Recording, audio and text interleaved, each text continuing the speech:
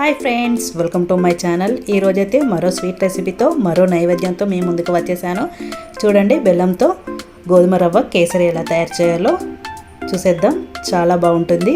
ఈ శ్రావణంలో వరలక్ష్మి వ్రతం పూజకైతే ఈ నైవేద్యం ప్రిపేర్ చేసైతే చూడండి, చాలా టేస్టీగా ఈజీగా అయిపోతుంది. ఇష్టంగా తింటారు కూడా పిల్లలు. ప్రాసెస్లోకి అయితే వెళ్ళిపోదాం. వచ్చేయండి వీడియోలకి. ముందుగా దానికి కావాల్సిన పదార్థాలు అయితే చూసేద్దాం. గోధుమ రవ్వ చూడండి, ఇలా దొడ్డుగా ఉంటుంది. 1 కప్పు పాలు, కాచి చల్లార్చిన పాలు, 4 టేబుల్ స్పూన్ నెయ్యి, కిస్మిస్, 150 గ్రామ్స్ బెల్లం తురుము, యాలకుల పౌడర్, బాదం పప్పు, జీడిపప్పు. ఇప్పుడైతే మనం ఒక కడాయి పెట్టుకొని స్టవ్ పై అందులో 2 or 3 టేబుల్ స్పూన్ నెయ్యి వేసుకొని హీట్ అవ్వాలి. మరో స్టవ్ పై మరో బనాలి పెట్టి అందులో మనం తురిమిన బెల్లం కూడా వేసుకోవాలి. బెల్లంలో కాస్త వాటర్ పోసుకొని మనం కరిగించుకోవాలి. కరిగిపోతే సరిపోతుంది, ఏ పాకం అవసరం లేదు. స్వీట్ తినేవాళ్ళు ఇంకా కాస్త బెల్లం కూడా యాడ్ చేసుకోవచ్చు, ఎందుకంటే అందులో కాస్త రాళ్ళు అవన్నీ ఉన్నా కూడా మనం వడగట్టుకోవచ్చు. ఇప్పుడు మనం హీట్ చేసుకున్న నెయ్యిలో బాదం పప్పు, జీడిపప్పులు కూడా వేసుకొని గోల్డెన్ కలర్ వచ్చే వరకు వేయించుకోవాలి.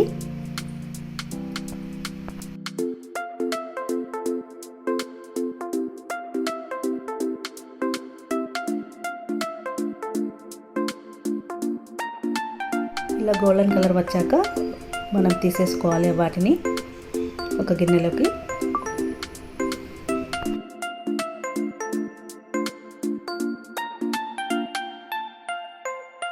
అదే నెయ్యిలో కిస్మిస్లు కూడా వేయించుకోవాలి.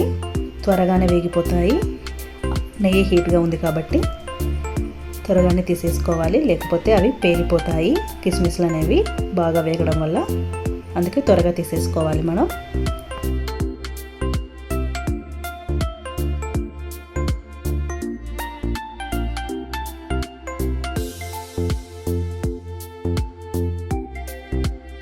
బెల్లం కరిగిందో లేదైతే ఒకసారి చూసుకోవాలి.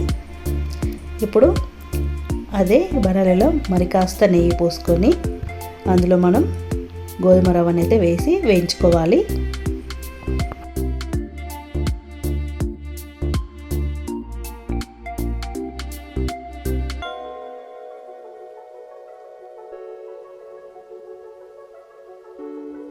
చూడండి, ఇలా అయితే గోల్డెన్ కలర్ వచ్చే వరకు మనం ఈ గోధుమ రవ్వను కూడా వేయించుకోవాలి. చూడండి, ఇటు సైడు బెల్లం కూడా కరిగిపోయింది. మనం స్టవ్ అయితే ఆఫ్ చేసుకోవాలి. కాస్త చల్లారాలి మనం వడగట్టుకోవడానికి.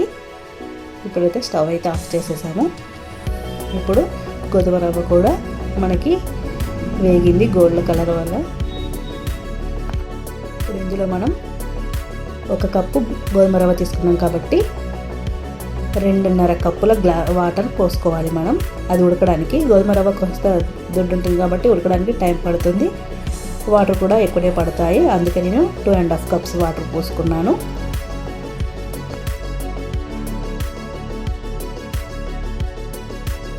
ఇప్పుడు బెల్లం అయితే చల్లారింది. మనం వడగట్టుకొని ఒక గిన్నెలో అయితే పోసుకుందాము.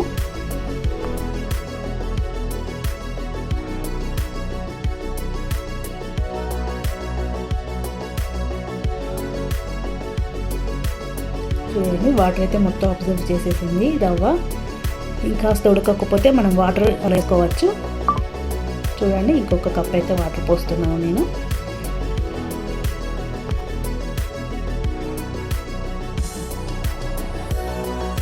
మనం వాటర్ పోసాం కదా, వాటర్ పోసాక 15 మినిట్స్ అయితే ఉడికించుకోవాలి మూత పెట్టుకొని. చూడండి, ఇలా అవుతుంది. ఇంకా కాస్త దగ్గర పడాలి, వాటర్ అనేది మొత్తం అబ్జర్వ్ చేసుకోవాలి. చూడండి, ఇలా ఒక్కసారి అయితే కలుపుకోవాలి. ఈ వాటర్ అంతా మొత్తం పీల్చుకునే వరకు మరో 5 నిమిషాలు మూత పెట్టుకొని మనం ఉడికించుకుందాం గోధుమ రవ్వ అనేది. గోధుమ రవ్వ అయితే దగ్గర అయితే పడింది, వాటర్ అంతా ఇరికిపోయాయి. చూడండి, ఇలా అయితే కావాలి మనకి.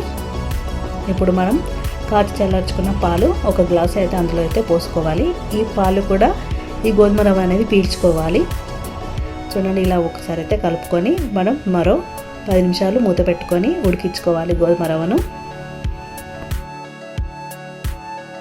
ఇప్పుడు మూత తీసి అయితే చూద్దాము. చూడండి పాలు కూడా ఇనికిపోయాయి, ఇలా దగ్గర అయితే రావాలి. గోధుమ రవ్వ కూడా ఉడికినట్టే. చూడండి ఇలా పాలును ఇలా పీల్చుకోవాలి గోధుమ రవ్వ. చూడండి ఎంత బాగా వచ్చిందో. ఇప్పుడు మనం వడపోసుకున్న బెల్లం పాకాన్ని అయితే ఇందులో అయితే పోసుకుందాము. మనకు స్వీట్ ఎక్కువ కావాలనుకునే వాళ్ళు ఇంకా కాస్త బెల్లం కూడా యాడ్ చేసుకోవచ్చు. చూడండి ఇదనే ఇలా అయితే కలుపుకోవాలి ఒకసారి. ఈ బెల్లం పాకం కూడా ఈ రవ్వ అనేది పీల్చేసుకుంటుంది. అందుకే మనం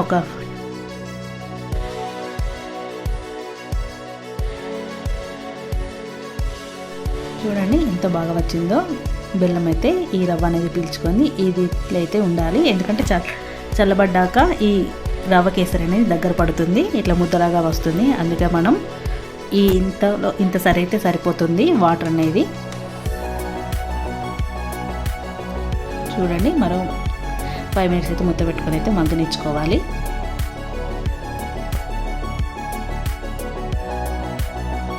ఇప్పుడు దీనిపైన మనం కాస్త నెయ్యి, యాలకుల పౌడర్ కూడా వేసుకోవాలి.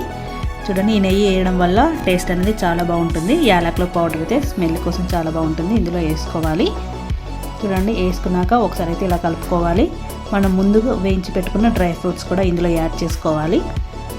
చూడండి ఇలా వేసుకుంటే బెల్లంతో తయారు చేసిన గోధుమ రవ్వ కేసరి అయితే రెడీ అయిపోయినట్లే. ఈ శ్రావణంలో ఈ ప్రసాదం కూడా చేసుకోండి, చాలా బాగుంటుంది. పిల్లలు కూడా ఇష్టంగా తింటారు బెల్లంతో, కాబట్టి పెద్దవాళ్ళు కూడా కొంచెం ఎక్కువ తినవచ్చు. చూడండి ఈ శ్రావణంలో ఖచ్చితంగా ట్రై చేయండి. పూజకి నైవేద్యంగా చాలా బాగుంటుంది, తొందరగా అయిపోతుంది, టేస్ట్ కూడా చాలా బాగుంటుంది. మా ఈ వీడియో మీకు నచ్చినట్లయితే లైక్ చేయండి, కామెంట్ చేయండి. ఫస్ట్ టైం మా ఛానల్ చూసిన వాళ్ళైతే సబ్స్క్రైబ్ చేయడం మర్చిపోకండి. Thank you for watching. Next వీడియోతో మళ్ళీ కలుద్దాం.